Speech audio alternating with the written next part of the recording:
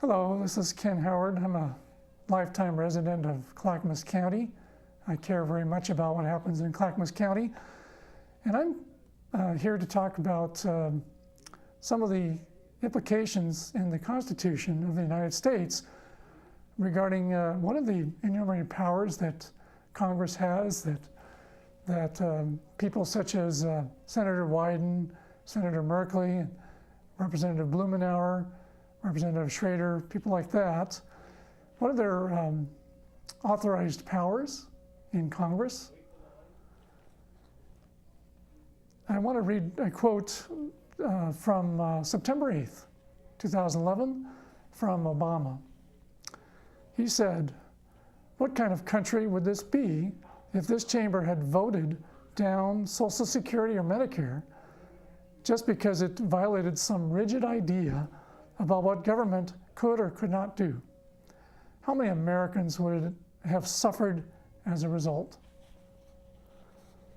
I want to submit that by Obama's remark about some rigid idea, that he's denigrating the U.S. Constitution and has no intention of following it.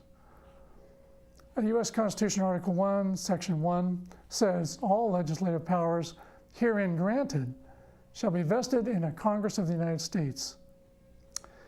And then in Article 1, Section 8, there's a list of the enumerated powers.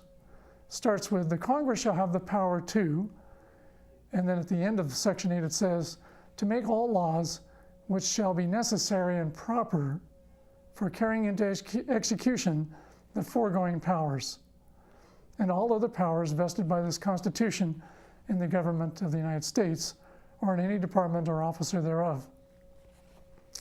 I've got some quotes from founding fathers that deal with the enumerated powers to illustrate that the General Welfare Clause and other clauses are commonly broadened by the federal government to be used for purposes that they were never intended.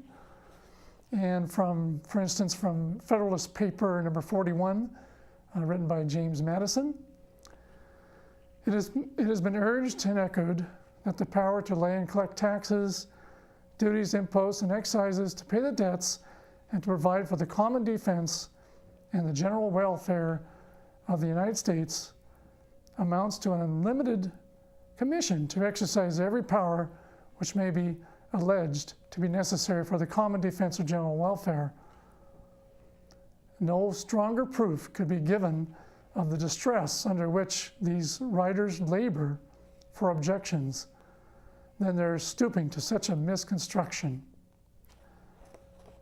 Had no other enumeration or definition of the powers of the Congress been found in the Constitution, then the general expressions just cited, the authors of the objection might have had some color for it, though it would have been difficult to find a reason for so awkward a form of describing an authority to legislate to all possible cases. And he goes on to talk about that, basically saying that the enumerated powers are the only powers authorized at the federal level, and anything that Congress or the executive branch or the judicial branch does that are outside of their enumerated powers is unconstitutional and needs to be reversed, actually.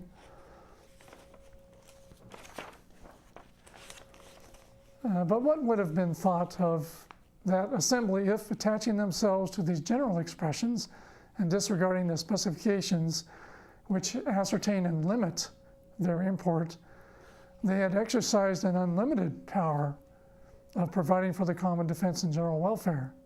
That's a good question they had back then. Same thing I asked Senator Wyden. There'd be no limit to what they could do.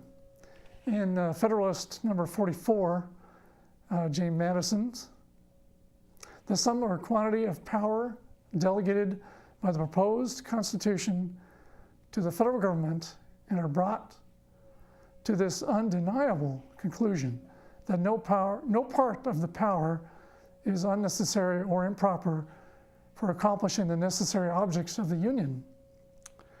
In other words, the powers that are enumerated in the Constitution are only what is necessary and proper for the federal branch to exercise.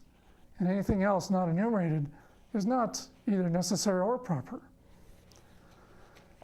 Okay, Federalist number 45, James Madison again. The powers delegated by the proposed Constitution to the federal government are few and defined. Those which are to remain in the state governments are numerous and indefinite. The former will be exercised principally on external objects such as war, peace, negotiation, and foreign commerce, with which last the power of taxation will, for the most part, be connected. The powers reserved to the several states will extend to all the objects which, in ordinary course of affairs, concern lives, liberties, and properties of the people, and the internal order, improvement, and prosperity of the state. I want to end with mentioning that the Declaration of Independence specifically states in the preamble that we have life, liberty, and pursuit of happiness. And in the Constitution, in Article 5 Amendment 5 and Amendment 14, both specifically mention life, liberty, and property as the primary inalienable rights that we have as American citizens. We ought not to give up these rights.